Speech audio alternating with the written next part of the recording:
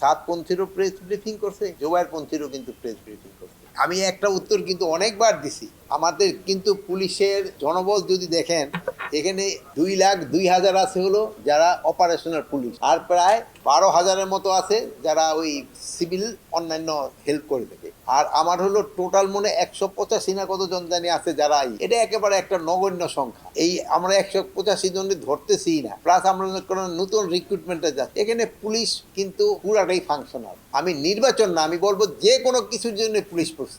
পুলিশের ক্ষেত্রে এখানে তাদের অথরাইজেশনের থেকে কম কিন্তু খুব কমই আছে। তাদের যে একটা অথরাইজেশন, আপনার টিউএনডি বলে টেবিলস অফ ইকুইপমেন্ট অ্যান্ড অর্গানোগ্রামটা যেটা আছে ওটা কিন্তু তাদের পুরেই আছে। দুই একজন হয়তো শর্ট থাকে, ধরেন ছুটি যায় কেউ বা পোস্টিং এ থাকে, অর্গানোগ্রামের থেকে কিন্তু কম নাই। এখন হলো কি, হ্যাঁ এই অর্গানোগ্রামটা বাড়ানো প্রয়োজন কিনা এটা হলো দেখা হচ্ছে। যেমন আমাদের এই যে এসপি সাহেব, ডিসি সাহেব এরা বলতেছিলেন যে সে কি বলে গজারিয়া একটা পুলিশ কেন্দ্র করা দরকার। ওইটার জন্য আমি বলছি একটা নতুন অর্গানোগ্রাম পাঠালে হয়তো আমরা, নিষেধাজ্ঞা তো খুব তাড়াতাড়ি কেটে যাবে, নিষেধাজ্ঞা খুব তাড়াতাড়ি কেটে যাবে। আপনি জানেন এখন পরিস্থিতি মোটামুটি নর্মাল হয়ে গেছে আমাদের দেখি। তো এখন তো ইনভেস্টিগেশন তো চলতেছে, ইনভেস্টিগেশনটা পাওয়ার আগ পর্যন্ত তো আমি আপনার পুরো ঘটনাটা বলতে পারবো। এখন আপনারা বরঞ্চ আমারে বলতে পারবেন, যদি আপনারা একটা অনুসন্ধানী সাংবাদিকতা করে আমারে কিন্তু আপনারা সাহায্য করতে পারেন। আমার কিন্তু তাবলীগের দোনো দলে কিন্তু আমার সাথে প্রেস ব্রিফিং, সাতপন্থীরও প্রেস ব্রিফিং করছে এবং এই সে কি বলে জোবায়েরপন্থীরও কিন্তু প্রেস ব্রিফিং করছে। দোনো দলে কিন্তু আমাদের সাথে বসে প্রেস ব্রিফিং করছে। এখানে আমাদের পজিশন হলো যারা